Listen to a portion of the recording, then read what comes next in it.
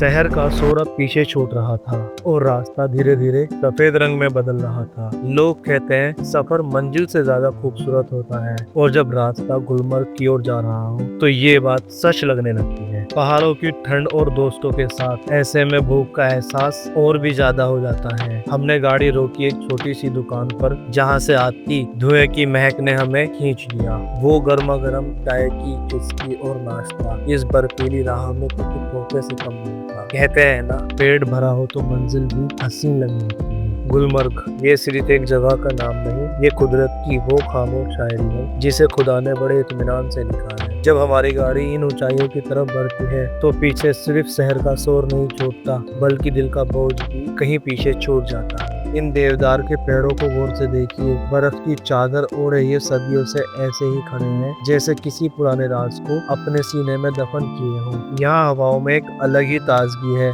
और इन वादियों में एक ऐसी गहराई जो इंसान को खुद से मिलाती है। फेज वन पर मंजर खूबसूरत था लेकिन हमारा इरादा कुछ और ही था। बिना रुके बिना वक्त जाया किए हम निकल पड़े सीधा बादलों के पार, फेज 2 की उन ऊंचाइयों की तरफ जहाँ जमीन और आसमान का फर्क खत्म हो जाता है। जैसे जैसे ट्रॉली उस आखिरी शिखर की तरफ बढ़ रही थी, पेड़ों का साया भी पीछे छूट रहा था। अब सामने था तो सिर्फ सफेद समंदर और वो कड़कड़ाती ठंड जो हड्डियों को भी कपा देती है। ये सफर था दुनिया की भीड़ से निकलकर उस शांति की ओर जहाँ सिर्फ आपकी सांसें सुनाई देती है। असली गुलमर्ग अभी शुरू होने वाला था, 14,000 फीट की उस ऊंचाई पर जहाँ पहुंचना हर किसी के बस की बात नहीं। और आखिरकार हम वहाँ पहुंच गए जहाँ दुनिया खत्म होती है और जन्नत की। फेज 2 की ये चोटियां जहाँ पहुंचकर एहसास हुआ कि हम बादलों के ऊपर खड़े थे। नीचे देखिए, वो बादल जो कभी आसमान लगा करते थे आज हमारे कदमों के नीचे बिछे हुए थे। ऐसा लग रहा था मानो कुदरत ने हमें अपनी गोद में उठा लिया हो। चारों तरफ पसरी वो खामोशी और बर्फीली चोटियों का वो नजारा, ये पल वो था जहाँ सब कम पड़ गए